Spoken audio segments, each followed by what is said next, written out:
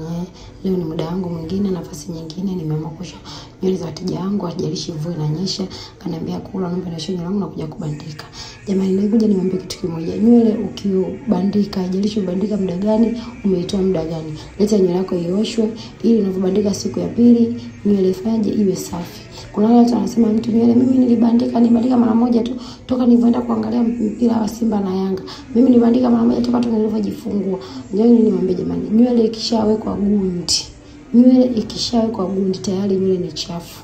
Kwa sababu tunapaka vitu vingi sana, mafuta, mamusi, manini, mashampoo, manini. Kwa vitu vingi sana vinatumika katika ubandikaji wa nywele. Otherwise labda mtu ambaye yule amevaa na kuvua tu ndio itamsaidia yeye kukaa na wigi almost wiki nzima bila kuliosha, wiki 2. Lakini jamani, tujitahidi sana hata unavaa na kuvua wigi usikae nalo mwezi mzima, kwa sababu pia tunapaka product, nywele inakutana na vumbi, kwa hiyo lazima ioshe.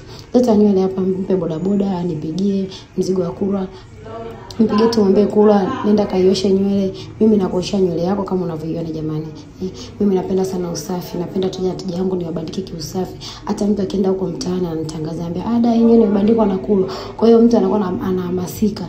Lakini sasa mtu akisema nibandike tu hivyo, mimi nataka kwenye shule yenyewe sio ya maana. Hapana jamani, tubadilike. Haijalishi shule sio ya maana, haijalishi ni nini, leta nywele yako tukuoshe uwe msafi. Haijalishi unaenda wapi, haijalishi unaenda kuivisha pete watu huko, sio unaenda kushuhudia tu umbea, lakini hakikisha ni msafi, hakikisha nywele yako ni safi, hakikisha kila kitu kinaenda clean.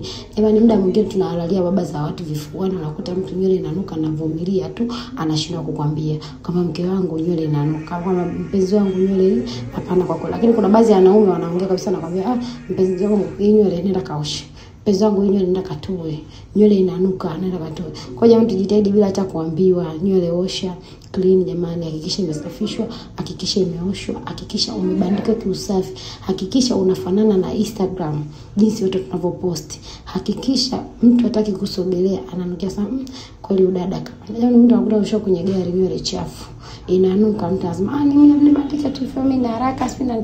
Jamani, unaofanya kwa urembo, jitahidi urembo usiwe na haraka. Urembo unahitaji